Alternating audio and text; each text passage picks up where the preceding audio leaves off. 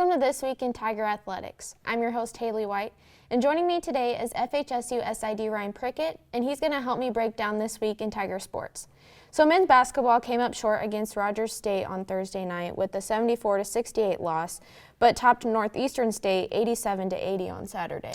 Yeah, it was a good thing that our men at least got one of those two games.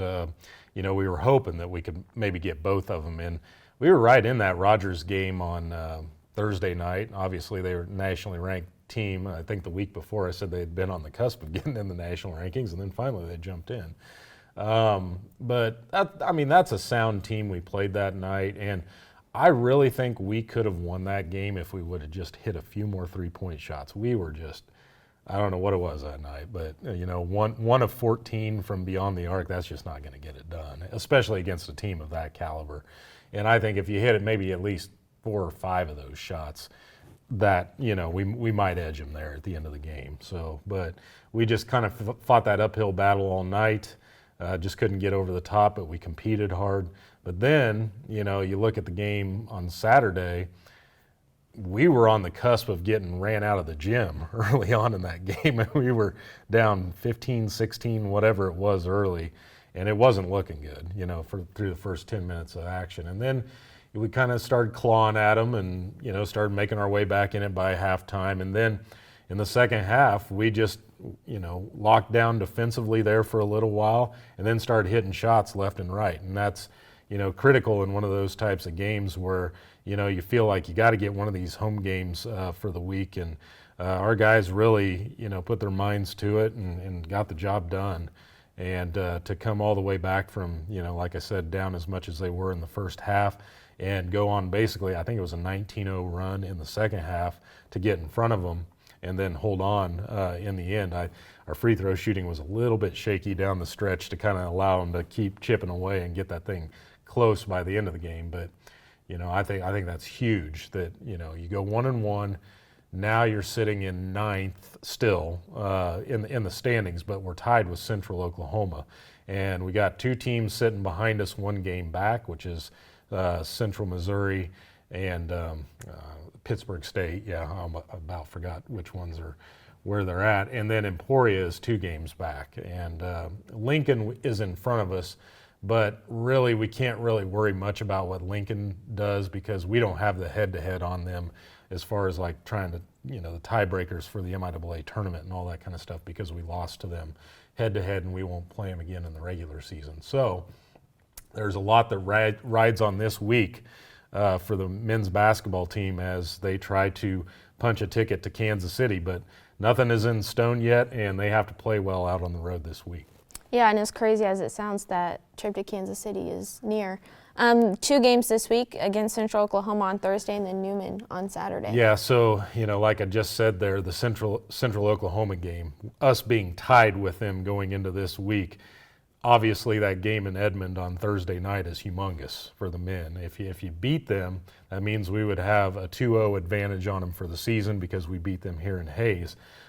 So if for whatever reason there at the end of the season, if we wind up in a tie for, say, 9th or 10th or whatever with them, we will have the head-to-head criteria on them to take that spot in Kansas City.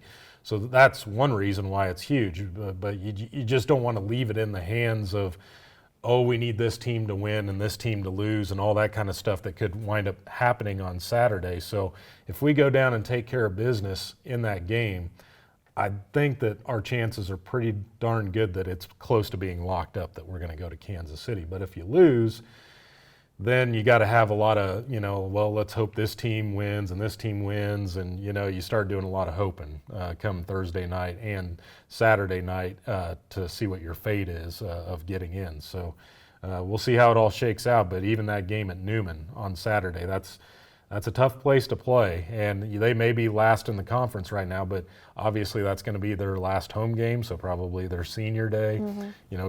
Teams play inspired in that situation, and so we got to be ready to bring it this week, and it's going to be a tough week. And for the women, they captured 2 last week, beating Rogers State 100-59, and then Northeastern 67-58. Yeah, and obviously they took care of business really well in that Rogers State game. Obviously that's a team that's just struggled all year long, even though they played us tough over at their place. We were lucky to get out of that game with a win when we played them there, but to beat them by 41 here, it's like complete reversal of what happened there. But I think that's a team that they were pretty much on the verge of mathematically being eliminated from Kansas City anyway, so they're just kind of, riding out the rest of the season. Northeastern, though, was their hopes. There was still a little bit of a glimmer of hope there that they might be able to get in the conference tournament. But they played. They kind of surprised me on Saturday. They played a lot better than what I've seen in the past from them. So I don't know if that's just as the season's gone, they've matured better. Their coaches have been there for only a couple of seasons, so maybe she's starting to kind of instill her values of how she wants her team to play. And they played really hard, and we just couldn't shake them. I mean, we kind of kept that margin right there at somewhere between 11 and 7 points. It seemed like the entire second quarter through into the game, it just kind of just stayed there all day long. And we were lucky they didn't trim that lead down any further than what they did. But obviously a successful week for our women, especially, big picture as far as trying to, maybe up our seed in Kansas City, and also the region rankings, which, you can't be taking losses, especially to teams that are below 500 this time of year. And so we'll see how all that shakes out in the coming weeks. But 2 big wins here on our home floor last week. And then they have 2 big games coming up this week as well. They actually lost to UCO earlier this month, 77-66. So this week is big. Yeah, exactly. To get that win. Yeah, no doubt. And just talking about those region rankings, and I'll try to hit on those here a little bit, and seeing what all happened here this last week, I guess. So Emporia State wound up losing at Newman, so that was big. They were number 4 in the region rankings, the initial rankings. We're number 8, so we're right on the cusp of you're in or you're out. And so we know that there's a very fine line we're walking on right now if we're going to be in the NCAA tournament or not. But we did have some help around us, not just that Emporia lost. Kearney won both of their games like they should, because they played the same 2 teams we did. But St. Cloud State, who was in the 6 hole from the Northern Sun, they lost to 2 of the worst teams in their conference on the road. So that might cook their goose altogether. And so we're hoping that's what happens. So we might not even see them in the top 8 of the region rankings this coming week. Southeastern Oklahoma, who was in the 7 hole, they lost a game. So I'm like, okay, well, we won both of our games, but the silly thing about these region rankings is it takes the math of everything that's happened up to that point of the season. And the thing that really kind of stinks is when you play these teams that aren't, I guess, their overall record isn't very good. They're not a 500 or better team. It starts to drag your formula down, even though you won those 2 games. So the fact that we beat Northeastern and Rogers, yeah, that's great. We can't lose those games, but at the same time, it's going to mathematically drag our formula back some because we're playing below 500 teams. And we're going to see that again this week coming up, where the game at Central Oklahoma is huge, but Newman is a below 500 team right now. And so that's one of those ones where you can't really have them, putting a ding in your formula there at the end of the year. And so it's just the way the schedule's drawn up. We can't really do anything about it. Sometimes you're just, the math happens because, we've played these teams so far, and then all of a sudden, well, it's not as good now because we played these teams that aren't as good. So it's a really crazy deal where you can win games and actually your formula gets worse. It's really silly. So, but I think the fact that, some of these teams around us, I think Southwestern Oklahoma, that was number 9 right behind us, they won both of their games. They have a chance to move up. Central Oklahoma was 10 in the region ranking, so they only rate 10. But Central Oklahoma lost to Emporia State, so I don't know exactly where they're going to go, but their strength of schedule goes up by playing tougher teams. So it'll be interesting to see where all that math comes out on Wednesday and what, where we're at. I'm hoping maybe we've improved at least a spot, maybe to like number 7 or something like that in the region, but we'll see how that goes. But yes, as you said, this is a big week for the women's basketball team. The Central Oklahoma game is not only to just try and even the score with them in MIAA play, but for those regional purposes. And if all of a sudden they get a 2-0 advantage on us on the year, they might say, well, Central Oklahoma beat Fort Hays twice. We're going to leap them over top of them in the region rankings. So a humongous amount of stuff rides on that game Thursday, and also our potential seed in the MIAA tournament. Right now we're tied for 5th. If the season ended today, those teams we're tied with in the standings, Central Oklahoma and Missouri Western. We lost both of those games earlier in the year. So if you broke it down right now, we'd be a 7 seed and we would have to play on the first day of the tournament. And we want to try and get in that top 6 so we can avoid maybe playing Wednesday and just go all the way till, I think it's like Thursday or Friday when we would play. So anyway, it saves playing or being there an extra day in Kansas City and dragging your week out more and actually having to play 4 games to maybe win the conference tournament. So huge week for the women's team. And that game at Newman, I do not want to overlook that Newman game because Emporia just lost down there. And that, like I said, is a tough building to play in. I really don't care that Newman is, somewhat like I think 5 or 6 wins in conference. They're right on the edge of just maybe even getting in the MIAA tournament. So they are playing for something this week. So they're going to be plenty motivated to beat us in that game. And so we'll see how all that shakes down. But this is going to be a very entertaining week of basketball. So and then on top of that, just hitting on the MIAA tournament. We do have some all-session passes that are available in our FHSU Athletics office. People can purchase ahead of time to save some money on paying what you would pay up front at the gate the week of the tournament. So if people want to get a chance to get some cheaper tickets right now, if they're planning on having maybe a basketball weekend in Kansas City and enjoying the entire tournament, which I know some of our fans like to do that, now's the time to buy. So you can save maybe upwards of $25 or $30 on tickets. Yes, definitely. Baseball went 1-3 in the series against CSU Pueblo, moving to 10-6 overall in the season. Yeah, and that was kind of a tough weekend for baseball. It kind of feels like you took a step back, from the way we started. Obviously, we had 3 good series at home. I know we only took 1 of 3 from Colorado School of Mines, but they're a nationally ranked team. And I think we played pretty well in that series. I think we finally saw a series where our guys just didn't have it offensively this last weekend for whatever reason. That one game we won, we won 1-0 in 10 innings. So obviously we struggled offensively that entire game too, and just were lucky to keep them off the scoreboard and clip them at the end there. But that's one of those things where I think sometimes a team needs that. They need a little, got to hit the reset button and say, hey, everything was going good, and we thought we were doing good, but then all of a sudden you'll get one of those doses of humble pie, I guess, to realize, well, maybe we still need to work on some things, and maybe we need to get better at some things. And so, to be 10-6, I think that's a good thing. I kind of was hoping our team might be 1 or 2 wins better than that at this point in time as we go into MIAA play, but 10-6, considering how last year went, where we had 3 wins, 3 wins the entire year.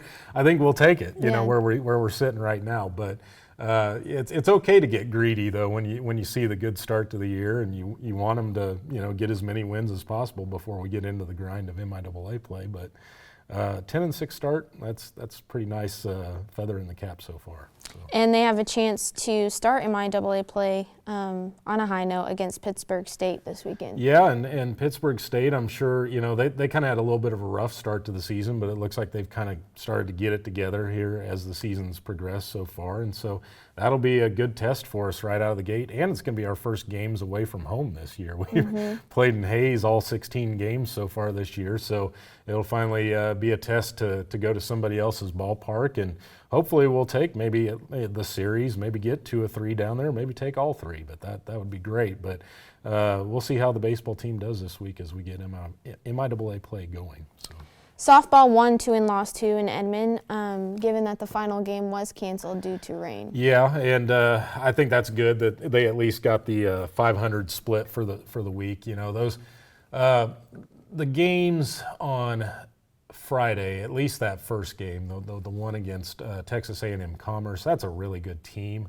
They were number 10 in the national rankings to start the year. They took a few losses here early on in the year, but they played really high quality opponents. So them falling down to number 21 in the nation, you know, I was just like, I think that's just from, you know, the fact that they lost a few, but they're still a really good squad, and they beat us with their offense in that game, you know, pretty handily. I think they hit 3 home runs against us. So that was a tough team to play right out of the gate. But for our team to come back on Saturday and get wins against teams that are well below 500 right now, I think that was good for our team to at least make sure they got those in the bag. And you know, they're 10-6 to start the year now too. And so I think going 500 and that game on Sunday, that if we would have played against Oklahoma Christian, that would have been a tough one.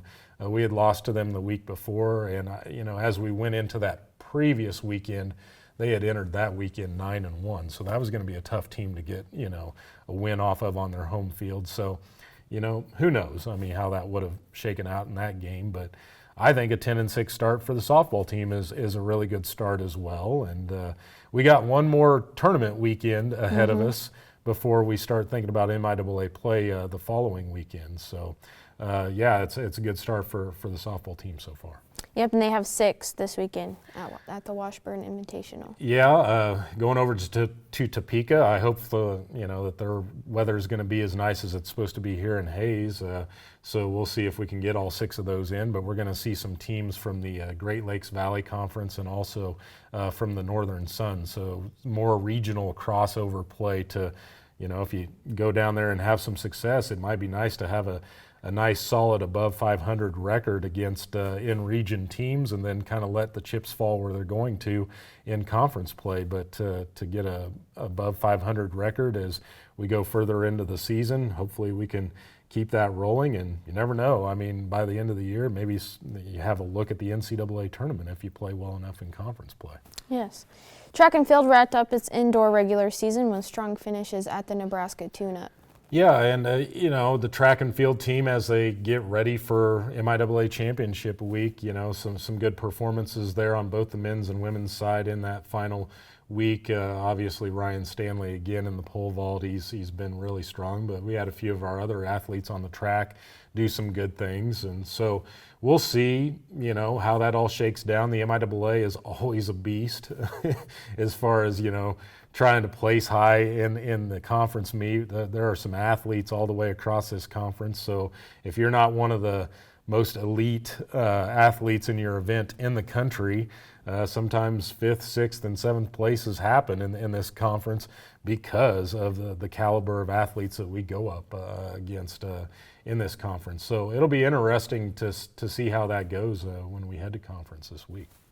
Wrestling dropped its final duel of the regular season, falling to Newman 26-14. Yeah, and that was unfortunate for us to go down there and fall to Newman. They've been a team that we've handled okay the last few years. So, you know, Newman just rose up and got us that night, and they did a good job against us, and we just didn't win some of the matchups where we probably had a good chance to win. And so that was unfortunate, but, you know, dual season's over now, and now it's time to get ready for the NCAA Regional, which, you know, it's going to be plenty of action here in Hayes this weekend. Wrestling, obviously 2 days of state wrestling, but we're excited to host all 11 teams that'll be here at the NCAA Regional. It should be a nice competitive region, and we'll see some teams from as far over as like Kentucky that are coming over here.